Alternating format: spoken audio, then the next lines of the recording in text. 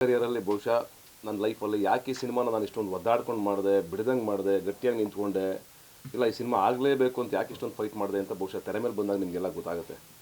ಯಾಕೆ ವರ್ಧನೆ ಹೇಳ್ತಿದ್ರು ನನಗೆ ಪ್ರೊಡ್ಯೂಸರೇ, ಸರ್ ಬಿಟ್ಬಿಡಿ, ಮುಂದಕ್ಕೆ ಹೋಗಿ, ಅಯೋಗ್ಯ ಇದೆ ನಿಮಗೆ, ಇನ್ನೊಂದು ಸಿನಿಮಾ ಇದೆ, ಯಾಕೆ ನಮಗೋಸ್ಕರ ಒದ್ದಾಡ್ತಾ ಇದ್ದೀರಾ, ನಮ್ಮ ಹಿಂದ್ಗಡೆ ನಿಂತಿದ್ದೀರಾ, ಬೇಡ ಬಿಟ್ಬಿಡಿ ಸರ್, ಮುಂದಕ್ಕೆ ಹೋಗಿ ಸರ್, ಸಾಕು, ನಿಮ್ಮ ಜೀವನ ನೀವು ನೋಡಿ ಸರ್, ನಾವೆಲ್ಲ ಕಟ್ಕೋತೀವಿ ಲೈಫ್ನ ಅಂತ. ಬಟ್ ನನಗೆ ಅದನ್ನು ಮಾಡೋಕ್ಕೆ ನಾನು ರೆಡಿ ಇರಲಿಲ್ಲ. ಬಿಕಾಸ್ ನನ್ನೊಬ್ಬನ ಜೀವನ, ನನ್ನ ಲೈಫನ್ನು ನೋಡಿಕೊಂಡ್ರೆ ಯಾರು ಈ ಭೂಮಿ ಮೇಲ್ಗಡೆ ಎಲ್ಲ ಸ್ವಾರ್ಥಿಗಳಾಗ್ಬಿಡ್ತೀವಲ್ಲ. ಎಲ್ಲರದ್ದು ಇರುತ್ತಲ್ಲ, ಅಷ್ಟು ಕೋಟಿ ಬಂಡವಾಳ ಹಾಕಿ ಸಿನಿಮಾಗೆ, ಅವ್ರದ್ದು ಫ್ಯಾಮಿಲಿ ಇದೆ, ವಿನೋದ್ ಅವ್ರ ಫ್ಯಾಮಿಲಿ ಇದೆ, ಎಲ್ಲರ ಫ್ಯಾಮಿಲಿಗಳು ಇದೆ, ಆಮೇಲೆ ಎಲ್ಲರ ಎಫರ್ಟ್ ಇದೆ. ವರ್ಷಾನುಗಟ್ಟಲೆ ಗಡ್ಡ ಬಿಟ್ಕೊಂಡು ನಮ್ಮ ಸಿನಿಮಾಗೋಸ್ಕರ ತ್ಯಾಗ ಮಾಡಿದವ್ರು ತುಂಬ ಜನ ಇದ್ದಾರೆ ಈ ಸಿನಿಮಾದಲ್ಲಿ. ಗುಂಡಣ್ಣ ಆಗ್ಬೋದು, ಯಶ್ ಶೆಟ್ಟಿ ಆಗ್ಬೋದು, ಸಂಪತ್ ಆಗ್ಬೋದು, ಎಲ್ಲ ಪಾತ್ರಧಾರಿಗಳು ನಮಗೋಸ್ಕರ ಟೈಮ್ ಕೊಟ್ಟು, ಡೆಡಿಕೇಶನ್ ಕೊಟ್ಟು ನಮ್ಮ ಸಿನಿಮಾದ ಭಾಗ ಆಗಿದ್ದಾರೆ. ಇವತ್ತೇನು ಅಶೋಕ ರೆಡಿ ಆಗ್ತಾ ಇದೆಯೋ, ಬರೀ ನಮ್ಮಿಂದ ಆಗಿಲ್ಲ, ಅದು ನನ್ನಿಂದ ಆಗಿಲ್ಲ. ನಾನು ನಿಂತ್ಕೊಂಡೆ ಅಷ್ಟೇ, ಎಲ್ಲರೂ ಮಾಡೋಣ ಈ ಸಿನಿಮಾ. ಯಾಕಂದರೆ ಲಾಸ್ಟ್ ಫೈಟ್ನ ನಾವು 15 ದಿವಸ ಶೂಟ್ ಮಾಡಿದ್ದೀವಿ, ಒಂದೇ ಫೈಟ್ನ ಫಸ್ಟ್ ಶೆಡ್ಯೂಲ್ ಶೂಟ್ ಮಾಡಿದ್ವಿ. ಆ ಫೈಟ್ ನೋಡಿದಾಗ ನನಗೆ ಅಷ್ಟು ನೆಕ್ಸ್ಟ್ ಲೆವೆಲ್ಗೆ ಬಂದಿರೋ ಫೈಟು, ಅಷ್ಟು ಚೆನ್ನಾಗಿರೋ ವಿಜುವಲ್ಸ್ನ ಹೆಂಗೆ ನಾನು ಬಿಡೋಕ್ಕಾಗುತ್ತೆ ಈ ಸಿನಿಮಾ? ಇಲ್ಲ, ಇದು ಥಿಯೇಟ್ರ್ ಬರಲೇಬೇಕು, ಇದನ್ನು ಜನ ನೋಡಲೇಬೇಕು, ಈ ಸೆಲೆಬ್ರೇಷನ್ ಆಗಬೇಕು. ಆ ಹಟ್ಟಿನ ಮೇಲೆ ನಿಂತ್ಕೊಂಡು ಇವತ್ತು ನಾನು ಹೇಳಿದ್ದೆ ನಿಮಗೆ, ಶೂಟಿಂಗ್ ಹೋಗೋಕ್ಕಿಂತ ಮುಂಚೆ ಎಲ್ಲರಿಗೂ ಮಾತು ಕೊಟ್ಟಿದ್ದೆ, ಬೇಗ ಶೂಟಿಂಗ್ ಕಂಪ್ಲೀಟ್ ಮಾಡ್ತೀನಿ, 30 ದಿವಸ ಶೆಡ್ಯೂಲ್ ಅಂತ.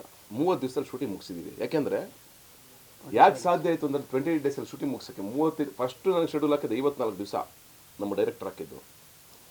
ಅದಾದಮೇಲೆ ನಾನು ಹೇಳಿದೆ 54 ದಿವಸ ಮಾಡೋಕ್ಕಾಗಲ್ಲ, ಕಡಿಮೆ ಮಾಡಿ, ಇನ್ನೂ ಟೈಟ್ ಮಾಡಿ ನೋಡಿ ಸರ್, ಹೆಂಗೆ ಮಾಡೋಕ್ಕಾಗುತ್ತೆ? ಇಷ್ಟು ದೊಡ್ಡ ದೊಡ್ಡ ಸೀನ್ಗಳಿದೆ, ಇಷ್ಟು ಜನ ಇದ್ದಾರೆ, ಯಾವಾಗಲೂ 100 ಜನ ಜೂನಿಯರ್ಸ್ ಇದ್ದಾರೆ, ಎಲ್ಲರೂ ನೀವು ಹ್ಯಾಂಡಲ್ ಮಾಡಿ ಒಂದು ಶಾರ್ಟ್ ನಿಲ್ಲಿಸೋ ಅಷ್ಟರಲ್ಲೇ ಗಂಟೆಗಟ್ಟಲೆ ಟೈಮ್ ಹೋಗ್ಬಿಡುತ್ತೆ, ಪ್ರತಿ ಸೀನಲ್ಲೂ ಜೂನಿಯರ್ಸ್ ಇದ್ದಾರೆ, ಹೆಂಗೆ ಮಾಡ್ತೀರಾ ಸರ್ ಅಂತ.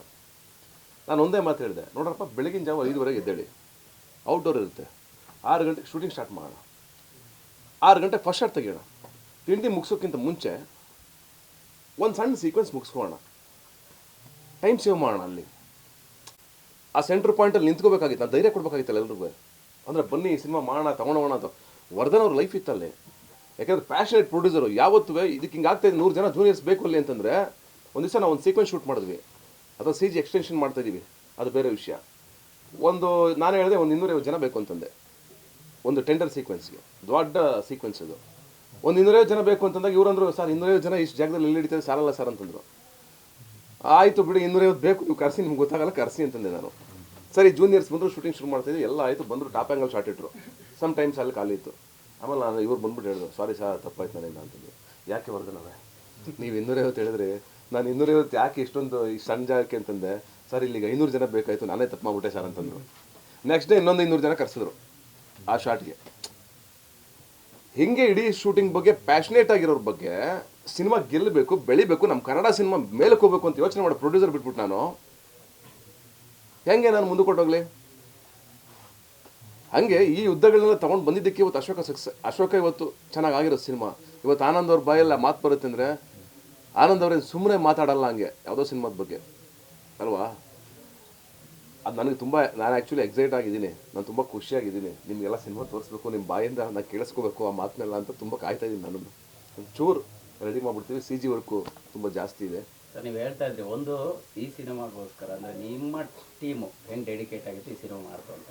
ಈಗ ತುಂಬ ಚರ್ಚೆ ಆಗ್ತದೆ, ಸಿನಿಮಾ ಇಂಡಸ್ಟ್ರಿಯ ಪರಿಸ್ಥಿತಿ ಹೆಂಗಿದೆ ಹೆಂಗಿಲ್ಲ ಅಂತ. ಇದರ ನಡುವೆ ಸಹಜವಾಗಿ ಹೇಳ್ತಾರೆ, ಈ ಸ್ಟಾರ್ಗಳ ಒಂದು ಅಂದರೆ ಸಿನಿಮಾಗೆ ಇನ್ವಾಲ್ವ್ ಆಗೋಂಥ ರೀತಿ ಕನ್ನಡದಲ್ಲಿ ಬದಲಾಗಬೇಕು, ಆವಾಗ ಮಾತ್ರ ಸಿನಿಮಾಗಳು ಒಳ್ಳೇದಾಗಕ್ಕೆ ಸಾಧ್ಯ ಅಂತ. ಇಂಟರ್ಫಿಯರ್ ಆಗೋದು ಬೇರೆ, ಇನ್ವಾಲ್ವ್ ಆಗೋದು ಬೇರೆ. ಅಂದರೆ ಸಿನಿಮಾಗೆ ನಾನು ಇನ್ವಾಲ್ವ್ ಆಗ್ತೀನಿ, ನಾನು ಅದನ್ನೇ ಹೇಳ್ತಾ ಇರ್ತೀನಿ. ಅವ್ರು ಇಂಟರ್ಫಿಯರ್ ಆಗೋದು ಬೇರೆ. ಈಗ ಚೆನ್ನಾಗಿ ಆಗ್ತಾಯಿದ್ರೂ ನಾವೇನೋ ಕೋಪ್ರೇಟ್ ಮಾಡ್ತಾ ಇರೋದು, ಇಲ್ಲ ಮಧ್ಯ ಹೋಗಿರೋದು ಮೂಗು ತೋರಿಸೋದು, ಅದನ್ನು ಹಾಳು ಮಾಡೋದು, ಇದು ಬೇರೆ ವಿಷಯ. ಎರಡನೇದು ನಾವು ಇನ್ವಾಲ್ವ್ ಆಗೋದು. ನನಗೆ ಕೈಲಾಶ್ ಕೇರ್ ಅವರು ಒಂದು ಮಾತಾಡಿದ್ರು, ಬಾಂಬೆಗೆ ಹೋಗಿದ್ವಿ ಮಾದೇವ ಸಾಂಗ್ ಆಡ್ಸೋಕ್ಕೆ. ಅದರ ವಿಡಿಯೋ ಇದೆ, ನಿಮಗೆ ಬರುತ್ತೆ ನೆಕ್ಸ್ಟು. ಅದರಲ್ಲಿ ತುಂಬ ಚೆನ್ನಾಗಿ ಮಾತಾಡೋ, ಅವ್ರು ಎಮೋಷ್ನಲ್ ಆಗ್ಬಿಟ್ರು. ಆ ವ್ಯಕ್ತಿ ಒಂದು 10 ನಿಮಿಷ ಮಾತಾಡಿದ್ರು ನಮ್ಮ ಜೊತೆ. ಅದು ನಾನೇ ಬರೆದಿರೋ ಹಾಡು, ಆ್ಯಂಡ್ ಟ್ರ್ಯಾಕ್ ನಾನೇ ಹಾಡಿದ್ದೆ. ಕೇಳಿದ್ರು, ಮತ್ತು ಹಾಡು ತೋರಿಸ್ತೆ, ನೋಡಲಿ ಅವರು, ಇಂಪ್ರೆಸ್ ಆಗಲಿ ಅವರು ಅಂತ ಫಸ್ಟ್ ತೋರಿಸ್ದೆ. ನೋಡ್ಬಿಟ್ಟು ಒಂದು ಮಾತಾಡಿದ್ರು, ನೀವೇ ಬರೆದಿರೋದ ಅಂತಂದರು. ಹ್ಞೂ ಸರ್. ನೀವೇ ಹಾಡಿರೋದ ಅಂತಂದರು. ಹ್ಞೂ ಸರ್ ಅಂತಂದ್ರು. ಅಲ್ಲ ರೀ, ಅಲ್ಲಿಂದ ನೀವು ಒಬ್ಬ ಹೀರೋ ಆಗಿ ಇಲ್ಲಿ ತನಕ ಬಂದು ನಿಂತ್ಕೊಂಡು, ನಾನು ಮ್ಯೂಸಿಕ್ ಡೈರೆಕ್ಟ್ರು ಪೂರ್ಣ ಎಲ್ಲ ಹೋಗಿದ್ವಿ ಜೊತೆಗೆ, ನಿಮ್ಗೇನು ಅವಶ್ಯಕತೆ ಇದೆ ಇಲ್ಲಿ ತನಕ ಬರೋಕ್ಕೆ ಅಂತ ಕೇಳಿದ್ರು. ಇಲ್ಲ ಸರ್, ಒಂದೊಂದು ಬರೀಬೇಕಾದ್ರೂ ಆ ಎಮೋಷನ್ಸ್ ಹಂಗೆ ಎಮೌಟ್ ಆಗಬೇಕು ಅಂತ ಬರ್ದಿದ್ದೀವಿ ಸರ್, ಆ ಅಗ್ರೆಷನ್ನು, ಆ ಕೋಪ ಎಲ್ಲ ಬರಬೇಕು ಸರ್ ಈ ಸಾಂಗಲ್ಲಿ, ಅದನ್ನು ಇಟ್ಕೊಂಡು ಬರ್ದಿದ್ದೀವಿ. ನಮ್ಮ ಪೂರ್ಣ ಮಾಡಿಸ್ತಾರೆ, ಬಟ್ ಎಲ್ಲೋ ಅದು ಮಿಸ್ ಆಗ್ಬಿಟ್ಟು ನಮ್ಗೆ ಸ್ಯಾಟಿಸ್ಫ್ಯಾಕ್ಷನ್ ಆಗೋಲ್ಲ. ನಮ್ಮ ಜೊತೆ ನಮ್ಮ ಡೈರೆಕ್ಟರ್ ಇಲ್ಲ ಇವತ್ತು, ಬಟ್ ನಾನು ಜವಾಬ್ದಾರಿ ತೊಗೊಂಡು ಎಲ್ಲ ಕಡೆ ನಿಂತ್ಕೊಳ್ಳೇಬೇಕು, ಅದಕ್ಕೋಸ್ಕರ ಬಂದಿದ್ದೀನಿ ಸರ್ ಅಂತ ಬಾಂಬೆಗೆ ಹೋಗಿ ಆಡಿಸ್ಕೊಂಬಂದೆ. ಫಾರ್ ಎಕ್ಸಾಂಪಲ್, ಇನ್ವಾಲ್ವ್ಮೆಂಟ್ಗೂ ಇಂಟರ್ಫಿಯರ್ ಆಗೋದಕ್ಕೂ ವ್ಯತ್ಯಾಸ.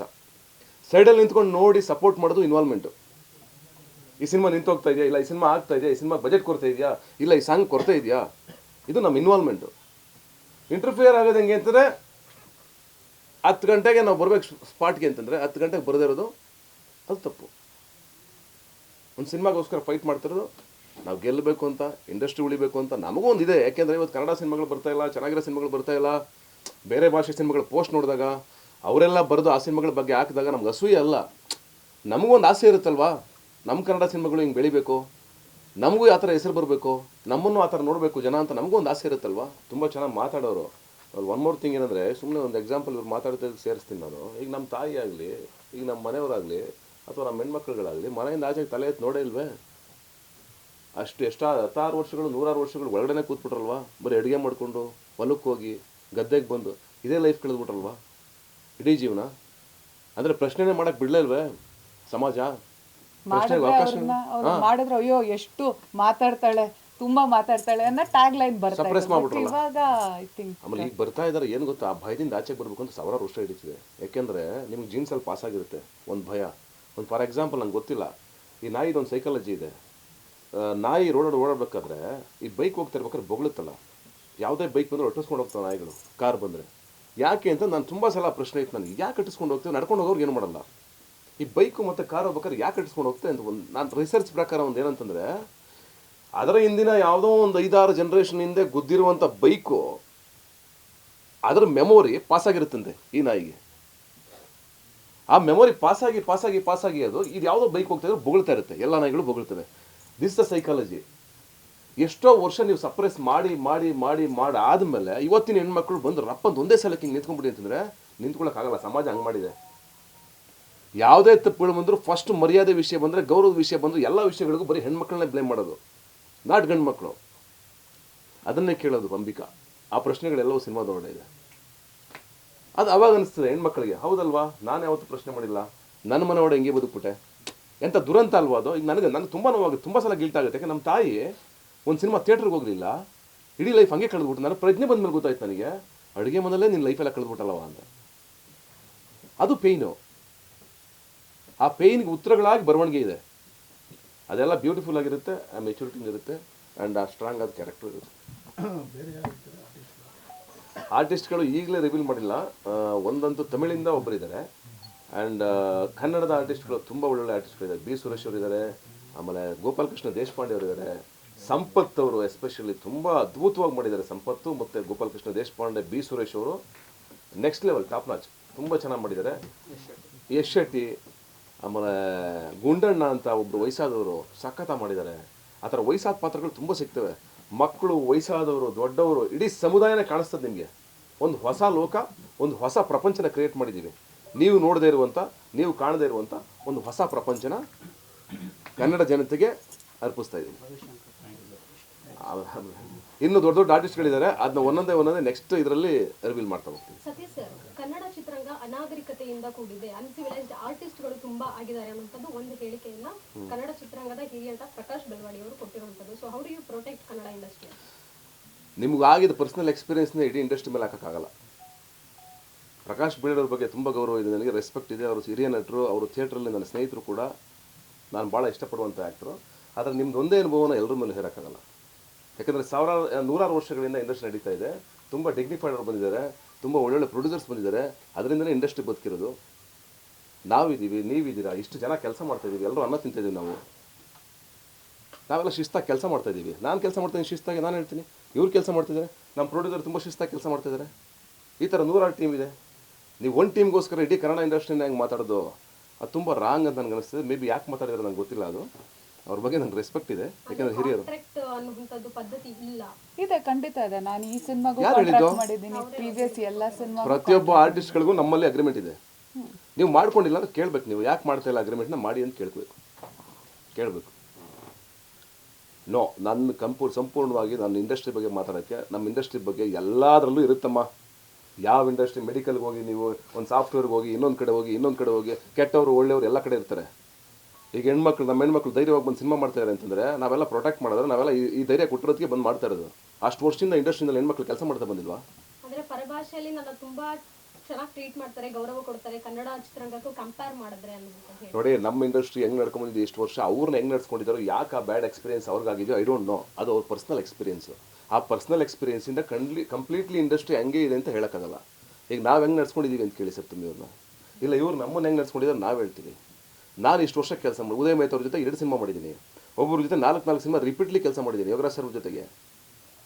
ಅವರೆಲ್ಲ ನನ್ನ ತುಂಬ ಅದ್ಭುತವಾಗಿ ನಡ್ಸ್ಕೊಂಡಿದ್ದಾರೆ, ತುಂಬ ಗೌರವ ಕೊಟ್ಟಿದ್ದಾರೆ. ನಾನೊಬ್ಬ ಸಣ್ಣ ಆರ್ಟಿಸ್ಟು, ಸಣ್ಣ ಪುಟ್ಟ ಪಾತ್ರ ಮಾಡ್ತಿದ್ದವನು, ಮಾದೇಶದಲ್ಲಿ ಒಂದು ಸಣ್ಣ ಪಾತ್ರಕ್ಕೆ ಬಂದವನು. ನಾನು ಕರ್ಕೊಂಬಂದು ಇಲ್ಲಿವರೆಗೂ ಬೆಳೆಸಿಲ್ವಾ ಇಂಡಸ್ಟ್ರಿ?